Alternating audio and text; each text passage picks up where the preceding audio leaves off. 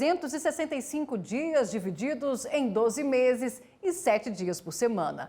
Pelo calendário gregoriano adotado pela maioria dos países, inclusive o Brasil, estamos em 2025, certo? Nem tanto. Na Tailândia, o ano é 2568, segundo o calendário budista usado por lá. Já em muitos países asiáticos, o calendário é baseado no movimento da Lua e do Sol, chamado lunisolar. Ele é usado para a contagem do tempo e para definir os dias de feriados oficiais. O Carlos mora em Seul, na Coreia do Sul, e vai mostrar pra gente como funciona esse calendário e como os coreanos lidam com o tempo.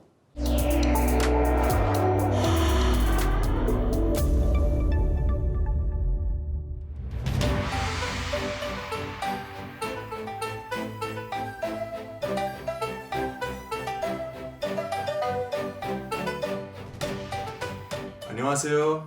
Tudo bem, pessoal? Meu nome é Carlos Gorito, eu moro há 16 anos aqui na Coreia do Sul.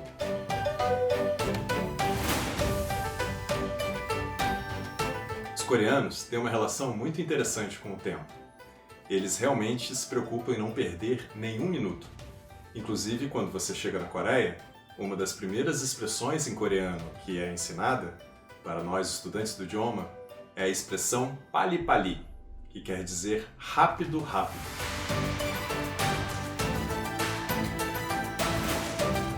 Outras consequências são, por exemplo, quando você vai a um restaurante aqui na Coreia, se o pedido demora mais do que 15 minutos, é considerado um grande atraso.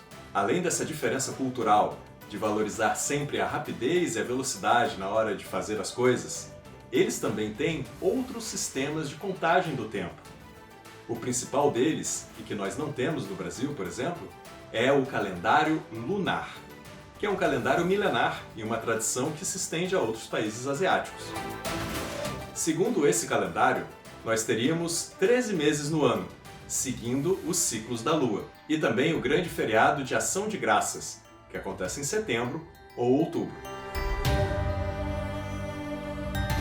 Como você já percebeu, as datas são móveis, e todos os anos a gente precisa conferir o calendário para saber que dia vai cair o Ano Novo Lunar ou o feriado de Ação de Graças. Mas não são apenas esses grandes feriados, como nós temos o Carnaval no Brasil, que caem em datas diferentes todos os anos. Aqui, isso se estende ao aniversário das pessoas. Ou seja, é muito comum que você tenha um aniversário no calendário solar, que é o calendário que a gente usa, e outro aniversário no calendário lunar.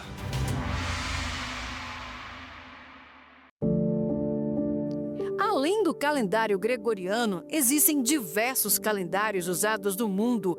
Entre os mais conhecidos estão calendário chinês, um calendário lunisolar que leva em conta tanto o ciclo lunar como o solar.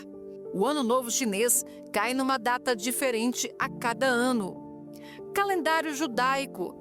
De acordo com ele, o Ano Novo é celebrado no fim de setembro. Pelo calendário judaico, estamos em 5.785. Existem diversos calendários judaicos. Calendário islâmico baseia-se no ciclo lunar e tem 12 meses de 29 ou 30 dias. Os anos têm entre 354 e 355 dias. E para falar sobre esse assunto, convidamos a advogada e doutora em Direito Internacional, Estela Vieira. Doutora Estela, seja bem-vinda ao Como Funciona Aí. Antes de mais nada, vamos explicar uma coisa. Todo país tem autonomia para escolher o calendário que quiser? Sim, Marina. Bom, em primeiro lugar, olá, Marina, olá a todos que estão nos assistindo. Os países, eles têm autonomia para adotar o próprio calendário, inclusive as diferenças culturais entre os países é que vão determinar a opção que os países fazem por cada calendário. O Carlos comenta um pouco sobre o calendário lunisolar, que é o caso também do calendário adotado na China. Eles têm um calendário que adota ciclos de 12 anos também, então cada país tem autonomia para adotar o próprio calendário.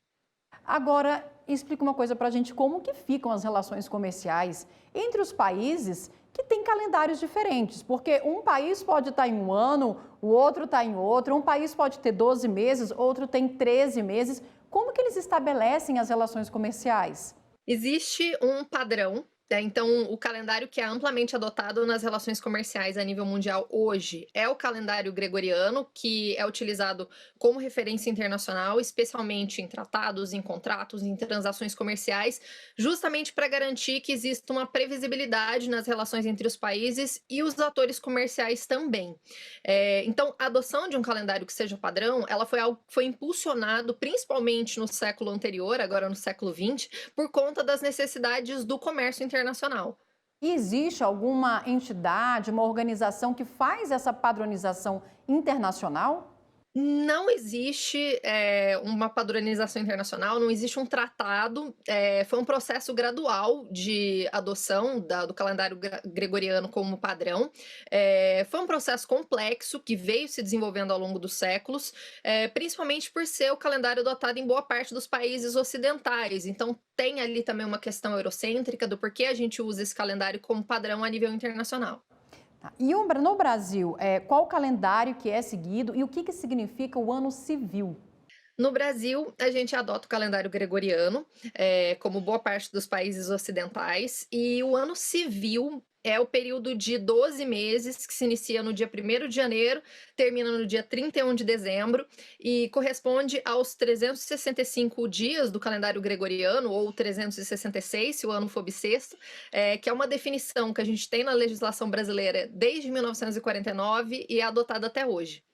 Por que é importante, doutora Estela, essa padronização, essa adoção, vamos dizer assim, de um calendário pelo país? Quais as implicações que ele pode ter nas relações comerciais, até nas relações civis também? O fato de nós termos um calendário padronizado, Marina, facilita bastante, porque garante previsibilidade no que diz respeito das datas, na contagem de prazos, seja por serviço público ou mesmo para as relações privadas. Quando a gente fala em relações comerciais, é necessário que se exista uma maneira de prever a passagem do tempo. Então, a importância de se definir um calendário oficial a nível nacional é justamente por conta dessa necessidade de se prever prazos. De volta à Coreia do Sul, o Carlos revela pra gente que o dia 1º de janeiro tem significado especial para vários coreanos. Mas não é por causa da virada do ano, não. Conta pra gente, Carlos, o que tem de especial nesse dia.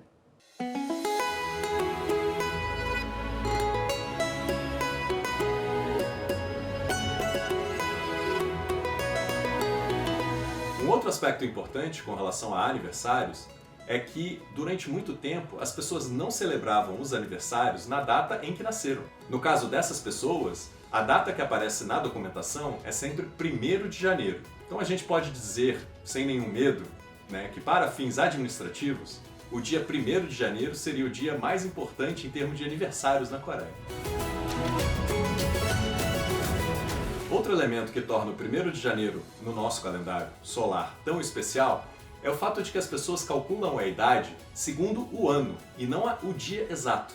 Ou seja, se o ano muda, muda também a sua idade, mesmo que seu aniversário só seja em 31 de dezembro. Como você pode ver, a idade é algo essencial, ou seja, a forma como você conta os anos e a idade que você tem define diretamente as suas relações sociais. Tem duas situações na vida de um coreano em que ter a mesma idade é essencial para o bem-estar e a harmonia da sua situação, do seu dia a dia. A primeira delas é no exército, e é por isso que o governo coreano fez um sistema de contagem de idade específico para o exército. Para o seu alistamento militar, a idade é contada a partir de 1º de janeiro. Então, entre os recrutas, é essencial que eles tenham a mesma idade. É por isso que a gente tem uma contagem especial para isso. Outra situação em que há uma regra oficial para contar a idade é na idade de consumir bebidas alcoólicas. Veja que não é a maioridade, é apenas a idade que você pode consumir álcool. A maioridade na Coreia continua valendo como 19 anos. No Brasil são 18, aqui são 19 anos. Mas no ano em que você completa 19 anos, mesmo que o seu aniversário seja em dezembro, já em 1º de janeiro você pode comprar bebidas alcoólicas. E por que existe uma regra diferente para o consumo de álcool? Se você entra no 1º ano da universidade e, por fazer aniversário em dezembro, você já não pode beber no início do semestre em março, digamos que você teria muita dificuldade nas suas relações sociais com seus colegas. Por isso, o governo decidiu liberar o consumo de álcool desde o 1º dia do ano em que você completa 19 anos. Espero que tenha sido interessante essa explicação sobre o tempo aqui na Coreia. Obrigado a todos vocês do Como Funciona Aí. Até a próxima! Doutora Estela, a gente viu aí que o coreano pode ter uma idade, vamos dizer assim, para um calendário e outra idade para outro. No Brasil, por que é importante ter o registro de nascimento correto, com a idade que você realmente nasceu? Bom, Marina, o registro correto da data de nascimento é muito importante para o direito brasileiro, porque ele vai estabelecer a base da personalidade jurídica da pessoa. Para a gente, a personalidade jurídica começa com o nascimento com vida e o registro desse nascimento com vida ele é feito na certidão de nascimento, que é o documento que atesta a nossa data de nascimento. E, além disso, saber a idade correta da pessoa tem desdobramentos importantes para determinar, por exemplo, questões como a capacidade civil, que é o que indica quando alguém pode casar, votar, celebrar contratos e também ser responsabilizado penalmente. A data de nascimento também garante e assegura uma série de direitos e deveres, né? Sim, a partir do momento em que a gente passa a existir para o direito, a gente passa também a ser destinatário de direitos fundamentais a partir do texto principal da nossa Constituição. E para o direito brasileiro existe a idade formal e a idade material. Qual a diferença de uma para outra? A diferença entre a idade formal e a idade material está no momento exato em que a idade de uma pessoa é considerada para fins jurídicos. Então, a idade formal, ela é aquela que é utilizada pelo direito para efeitos legais, e essa idade formal ela considera a mudança de idade a partir da meia-noite do dia anterior ao aniversário da pessoa, ou seja, a partir do início do dia do aniversário, independentemente da hora exata em que a pessoa nasceu. Então, por exemplo, uma pessoa que completa 18 anos, ela pode ser considerada imputável penalmente a partir da meia-noite do dia do seu aniversário, mesmo que ela tenha nascido às 3 da tarde daquele dia. E já a idade material, ela é a contagem real do tempo vivido por uma pessoa, que é a contagem feita com base no horário exato do seu nascimento, que é aquele que está presente na certidão de nascimento. Vamos fazer agora um breve intervalo e a gente volta já já.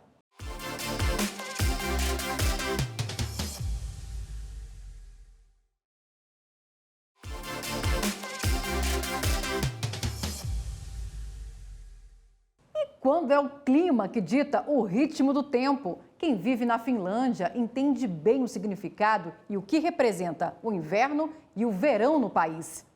Por lá, o ano tem meses de verão com o sol que invade a noite e dias de inverno onde não há luminosidade nem ao meio-dia. A Nádia, que mora em Tampere, vai mostrar como essa situação interfere na vida e na relação do finlandês com o tempo.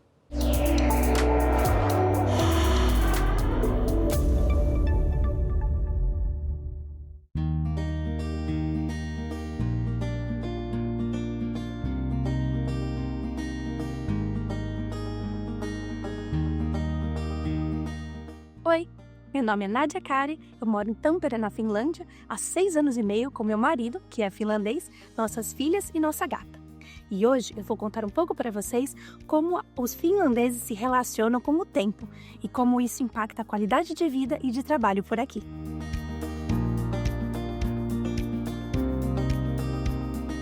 Aqui na Finlândia, o tempo é visto como algo valioso e organizado. Nosso horário é bem flexível no trabalho e o home office é muito comum. Eu, por exemplo, costumo trabalhar das 8 às 3h45 da tarde, mas eu tenho muita flexibilidade para reagendar meu horário de trabalho conforme as minhas necessidades diárias. As estações do ano aqui, elas influenciam muito a nossa relação com o tempo. As estações são bem definidas. Então, no verão, nós temos aquele que se chama sol da meia-noite, que temos época em que praticamente o sol não se põe. Tem luz o dia inteiro. E no inverno, nós temos bastante escuridão, e são poucas horas de luz diária. Por causa dessa mudança tão significativa da temperatura, os finlandeses são bastante obcecados pela previsão do tempo, o que é bastante útil, porque a gente olha como vai ser a nossa semana e a gente pode organizar as nossas atividades de acordo com a temperatura do dia. E tem um ditado que os finlandeses usam muito. Aqui, não existe tempo ruim, existe a roupa errada. Então, o finlandês, ele tá sempre curtindo a natureza. Não importa se tá chovendo, se tá com sol estridente ou se tá nevando. Agora vamos falar de uma coisa que todo mundo gosta: férias. Como é que os finlandeses passam as férias aqui? Aqui todo mundo tem direito ao que a gente chama de férias de verão, que é no período mais ou menos de junho a agosto que todo mundo tira suas férias. Ué, mas como é que o país funciona então? Nessa época, muitos estudantes fazem o que a gente chama de trabalho de verão. Estão cobrindo para essas pessoas que estão saindo de férias e curtindo com suas famílias, já que afinal o verão aqui é muito curto, né? Maio até mais ou menos agosto. Apesar disso ser muito bom, tem um lado negativo também. Todos os processos ficam um pouco mais demorados. Por exemplo, quando você quer marcar um médico ou quando você precisa estar esperando alguma resposta de algum órgão público ou mesmo de algum órgão privado, tudo no verão tende a demorar um pouquinho mais. Mas aqui todo mundo entende, porque todo mundo está se beneficiando das mesmas férias e do mesmo verão. Então, ninguém reclama, todo mundo vive e aguarda até que a estação termine e que as coisas voltem ao ritmo normal do dia a dia. Voltamos a conversar sobre esse assunto com a advogada e doutora em Direito Internacional, Estela Vieira. Doutora Estela, a gente viu aí que a Finlândia, ela acaba se organizando em função do tempo, né? Mas como é que ficam as relações trabalhistas, né? A gente viu, por exemplo, ela falando praticamente de uma férias coletivas no país, trabalhadores que avançam aí a madrugada em função do tempo mesmo no país. Como é que fica essa situação? Na legislação nacional da Finlândia, Marina, o Working Time Act, não existe nenhuma diferença na definição do que é turno noturno para os meses de inverno e para os meses de verão. A medida ela é considerada a mesma, pelo menos formalmente, independentemente se faz sol o dia todo ou se fica escuro durante as 24 horas. O trabalho noturno ele é aquele que é realizado entre as 11 da noite e as 6 da manhã, e desde que haja uma compensação salarial definida em lei, mesmo se a pessoa morar, por exemplo, ali no norte da Finlândia, que é essa região que tem o fenômeno da noite polar. E aqui no Brasil também a gente tem, né, essas regras, vamos dizer assim, em relação a direitos trabalhistas em função do horário da manhã, da noite, da madrugada. Sim, a nossa legislação nacional, ela também prevê mecanismos de compensação, também prevê mecanismos que garantam o bem-estar e a segurança desse trabalhador, independentemente do turno no qual ele vai realizar suas atividades laborais, até porque a gente sabe que o período noturno, ele normalmente é o período no qual o nosso corpo busca descanso, e esse descanso ele é muito importante até para as atividades biológicas do nosso corpo. Então, tudo isso tem que ser devidamente regulamentado na legislação trabalhista. E não é também só na legislação trabalhista, né? O direito penal brasileiro traz também uma série de previsões que dependem, vamos dizer assim, dessa determinação se é o período de dia, se é um período noturno. Explica um pouco melhor isso para a gente, essa relação. Bom, Marina, no que diz respeito ao direito penal, a gente tem uma importância muito grande com relação a essa diferença entre dia e noite, porque, principalmente no que diz respeito à inviolabilidade do domicílio, ao cumprimento de mandados de busca e apreensão domiciliar, a gente precisa ter esse momento muito bem definido, o que é noite, o que é dia.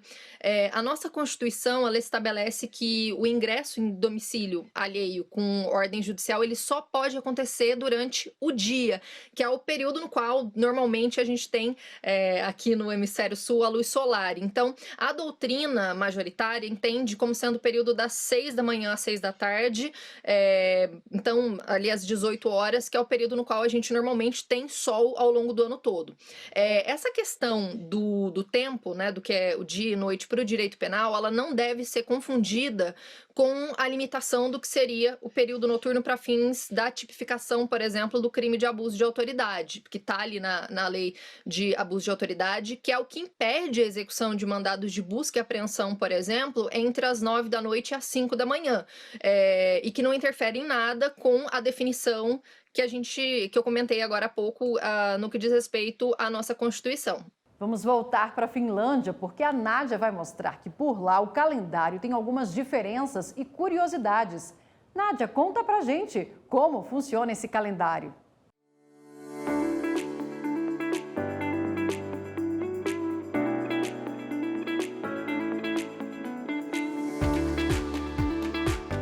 algumas curiosidades daqui é que, por exemplo, a segunda-feira é o primeiro dia da semana, oficialmente, diferente de como é no Brasil, que nós temos o domingo como primeiro dia. Outra coisa é que o nosso calendário é diferente. Aqui eles se referem muito como as semanas do ano. A primeira semana, a segunda semana, semana ímpar, semana par, e eles organizam o trabalho dessa forma. Outra coisa interessante sobre o calendário é que para cada dia do ano tem um dia do nome. O meu, por exemplo, é dia 9 de agosto, é o dia do nome Nádia. E aí todo ano, nesse dia, eu ganho um bolinho, cartões e a gente comemora. Os meses aqui, eles têm nomes que têm referências ao que está acontecendo aqui na natureza. Por exemplo, Kesaku é o nosso junho, que é o mês do verão. Ku é tanto mês quanto lua, então é a lua do verão. O finlandês é um povo muito honesto e pontual. Por exemplo, se o ônibus está esperado para passar no seu ponto às 6h42 da tarde, é esse horário que você pode ter certeza que seu ônibus vai passar. E a justiça aqui, ela é extremamente organizada e eficiente. Tudo aqui é feito na base da confiança. Espero que vocês tenham gostado de conhecer um pouco sobre como funciona a relação com o tempo aqui na Finlândia. Um abraço e até a próxima!